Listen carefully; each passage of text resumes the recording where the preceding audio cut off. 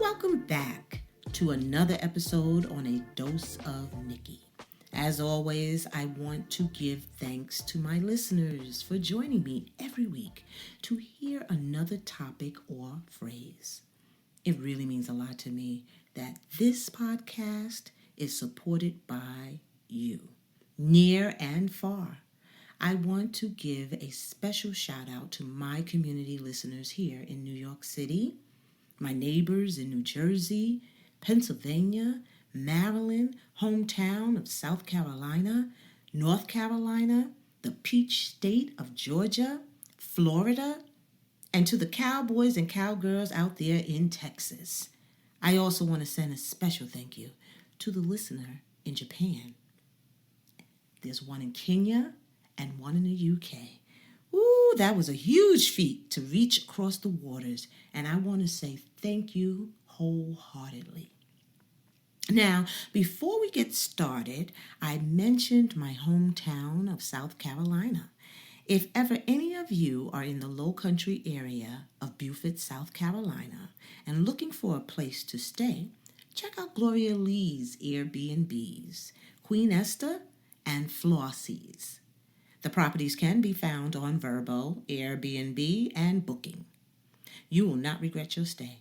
The homes are gorgeous and welcoming to families and their pets. So check it out. Now, the topic of today, brace yourself, people, forgive. Oh yeah, this one is a doozy. Forgiveness. Forgiveness means different things to different people, but in general, it involves an intentional decision to let go of resentment and anger. I'm going to repeat that. It's an intentional decision to let go of resentment and anger. The actions that hurt you or the actions that offended you might remain. And so because they're remaining, you are holding on to resentment and potential anger, right? So it's making it difficult for you to do what? Forgive. Now, as the year progresses, right, and we close out 2023, I'm asking to challenge ourselves to prepare for 2024 and throughout 2024 in working on forgiveness.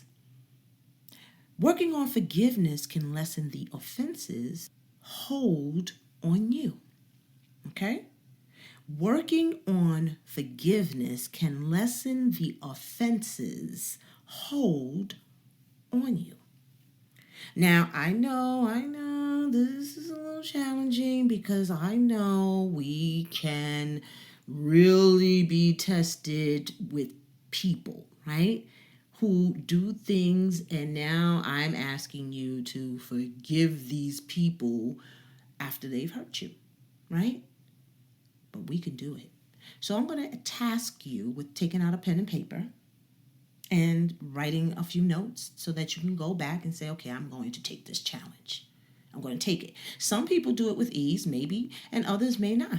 But at the end of the day, I'm asking you to do this. So before we get started and I list the benefits of forgiving, I want to give credit where credit is due, but I first want to point out that I am not a psychologist, psychiatrist. I have not studied. I just know through life experiences, these are my kind of things that I like to talk about. That's all. Now, the Mayo Clinic is where I received this information on benefits of forgiving. So they've done the research. I wanted to give credit to that organization, that company. So it's a healthy decision. Forgiving is a healthy decision. It lowers the blood pressure. Did you know that? When you forgive, you lower your blood pressure, potentially. You can lower your blood pressure. You can improve in your self-esteem and your heart health, which makes total sense because the heart and the blood pressure is all connected.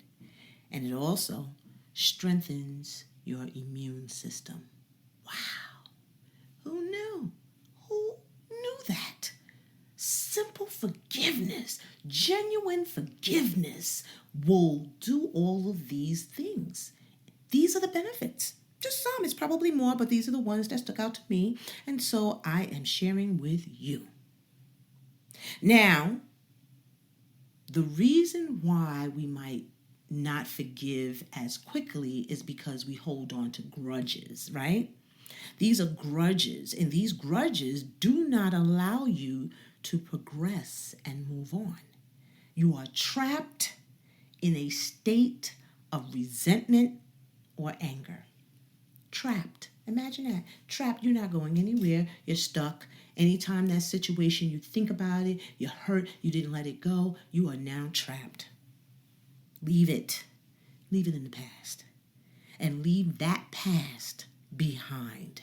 And work on the current and future state.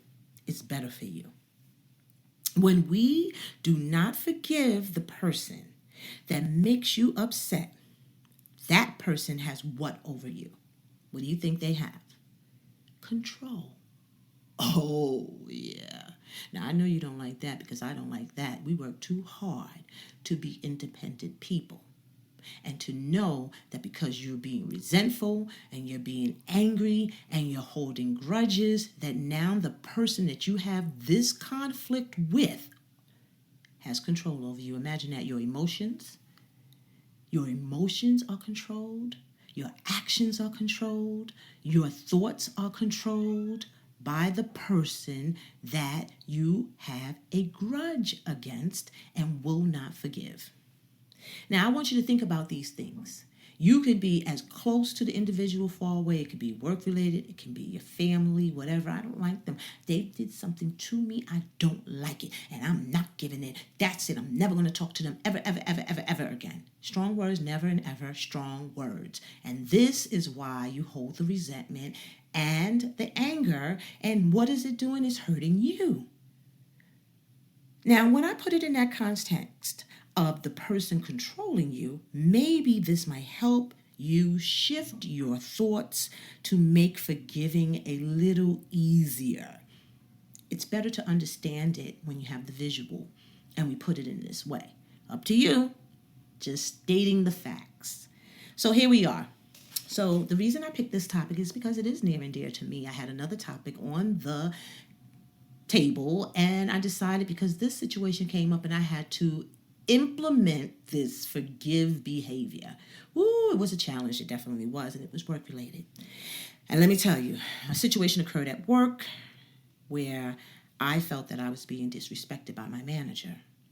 And why? Because they did not allow me to express myself when we were having a discussion about coming up with a resolution, right? And so I felt that if they had allowed me to explain the reasons or the behind the scenes or how it came to be, that they could make a better decision to determine next steps. Okay? And they would not allow me to do that. Unfortunately, for whatever reason, the manager did not want to hear it. They made sure I was well aware that it was a yes, no, answer their question, dictatorship behavior towards me. That's how I took it. That's what it was, because I was always cut off, shut down, and shut up. Okay? Ooh, that set me on fire. Fire. I'm telling you, I was hot. I stopped speaking and I confirmed with my manager that they did not want to hear anything further. Like I was a child. Shut me down. And it was confirmed. They answered me very sharply, very precisely, yes, no. And I said, okay. So this conversation is over? They said, yes. I said, okay. And I hung up. That was the end of that. Now, when I was finished with that conversation, you can only imagine how I felt, what actions I took. The actions that I took or the feelings that I felt was hotness. Hot. Like lava going through my entire body, I was on fire, and the negative thoughts was just reeling in my head. And if that manager was in front of me, I had visions of doing bodily harm, and that was bad. I was ready to whip this wig off, put Vaseline on my face, part my hair down the middle of my head, and braid that bad boy up. Come on, meet me outside. Let's go, bro. Let's go toe to toe. But I controlled myself. These were the thoughts, and I am embarrassed, and I am definitely should not be articulating that to my audience, but that's how I felt in that moment, if you can only imagine. Okay? And when that happened, I said to myself, wait a minute. Based on what I just told you, well, what do you think happened? I allowed my manager to have control over me, and that was not cool. So I took a step back. I decided to what? Forgive. It took a couple of hours after the incident, okay? And it took a couple of phone calls with my confidants walking me off the ledge. And that's the key piece right there, making sure that you have the right people in your network that you can count on, that when you're in a situation like that, they can help you come to a more realistic conclusion and calm you down and give you really good advice that will not get you in trouble. Key, not get you in trouble. And boy, that was good. So you know what I did after I thought about it and I forgave him? I went and I wrote him an email. And that email was well received. The next day, they were on board. They must have been able to have the time, although the time that we carved out to have the discussion was shortened for whatever reason. Maybe they didn't want to hear my voice. Maybe they just couldn't process it at the time. I don't know, but the email it worked. And as a result, they were able to, respond, make the decision. And in the end, they actually showed me empathy in understanding the burdens that were on my plate. I had a lot of stuff on my plate during that time, and they respected it and saw that and identified it. Now, what do you think happened? Although internally and behind closed doors, I was going in, okay? But the manager never knew. I did not cap back. I did not clap back. Did not. I forgave him for disrespecting me. Why? Because in the end, it is not worth the stress, and my health is much more important than that situation. Longevity, self-esteem, heart, health, all of those things are more important than me feeling as if they disrespected me and I could not forgive and move on. So, I let it go. Let go and move on. This lesson for today is a reminder to learn to forgive. Do not allow your pride to get the best of you. Forgive, forgive, forgive. And until next time, on A Dose of Nicki, be well, my people. Be well.